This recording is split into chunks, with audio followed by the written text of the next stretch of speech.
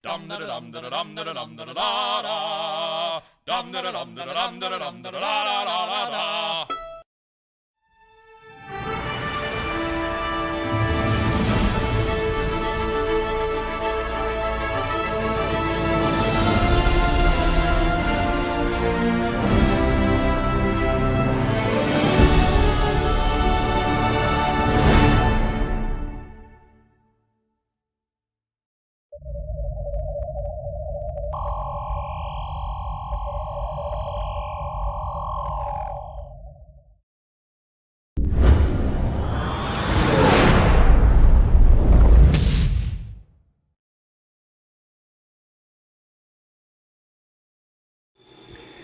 Okay, so I got some work done to the shuttle. I got the glued some of the nacelle parts on. The green stuff is liquid mask because I plan on putting a light in the end of the engines there. This is one of the interior pieces that I was missing. I've got the pylons together here. The top is now glued together into one piece, and I decided to reprint. Finger out of the screen. Decided to reprint the entire deal here, the front, the entire bottom. I printed it. I had to split it because I've got my printer won't print this entire deal. But I reprinted the top part, the front part, and the back part. If you remember, the back part had this nasty under extrusion line here. So no line. This is just I don't know what happened with my printer. Just decided they wanted to put a black line in there, but you can't feel it. So then I got things ready for primer. I'm going to sand on these before I put primer on them, but I'm going to shoot primer on those, on that, the pylons, and box of parts here. Then I'm going to start doing some lighting. What I did here was went ahead and put masking over the gauge clusters there to light block that. You got little holes here on the sides. I think I'm going to try to, I don't want them to glow overly bright, so I'm going to attempt to put a LED tape comes in segments of 3. You get 3 what is it, 805 SMDs I think it is per inch. So I'm going to put a warm white in each one of these and see if it glows like I want it to. I'm going to do that, and with the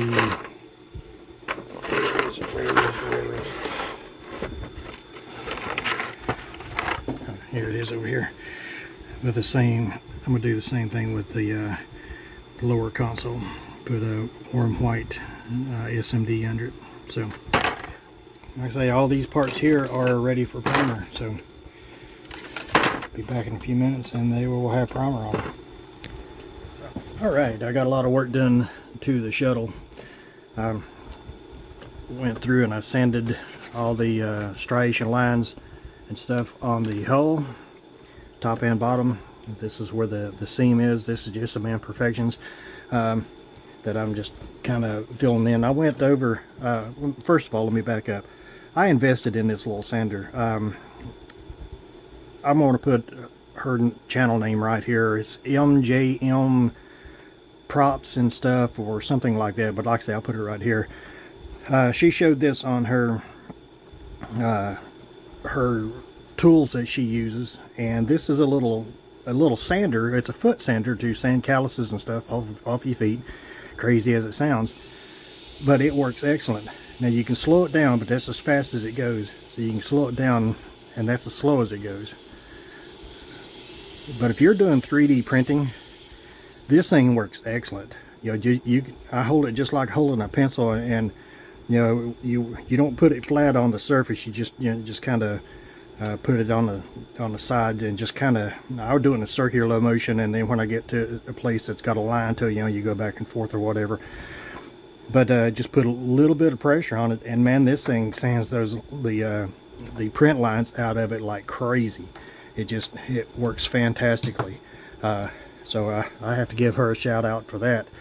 Now, what I have been doing lots in the past is using either heavy duty sanding sponges If the part has anything of size, then I've got a little mouse sander that I'd go to town on it, and it still wouldn't do the job that this little sander is doing. So any of you guys that's doing 3D printing that wants to cut down on some arm pain, from having to sand out the lines on these things, invest in a little sander. I'll put a link down in the description, and her channel has the link to all the tools and everything. I'll put the link to the video as well. But anyway, I've got the warp engines I put a little putty on it. I'm going to I went over it with the sander, and I'm going to hit it with primer to see where I need to fix as far as the print lines and stuff. Got the interior is all printed up. I still got a little bit of cleanup. Where is it? Yeah, there it is. Still got a little bit of cleanup like right here and right here to do, which I'm not going to do much with that. This is the light bar that that comes with the kit. Oh, and let me back up a minute. In the other video, I said that you can get this kit form from Cosmic Scale Models. Well, you can also buy the kit now. So I think it's a 1/48 scale kit. So if you want to get the kit, you can buy the kit as well. But this is supposed to be printed in clear, and I was asked why I don't print, like I was talking about putting the making vacuum form clear domes for the ends of my warp engines. And the reason I do that is because it is not very easy for me to change out the vat on my printer. So take the vat off of it, because I've got a lock nut issue. Some resin had gotten into there, and when I tried taking it off, I ended up having to get a pair of pliers to try to bring the to get the lock screw off of it, and it pulled the stud out of the bottom of it, or out of the base of it. So it's not easy for me to change that. So I can print, I use water washable resin, the Elegoo water washable, and I can print with gray all day long. But when it comes to printing clear, that means I've got a lot of work ahead of me to do. So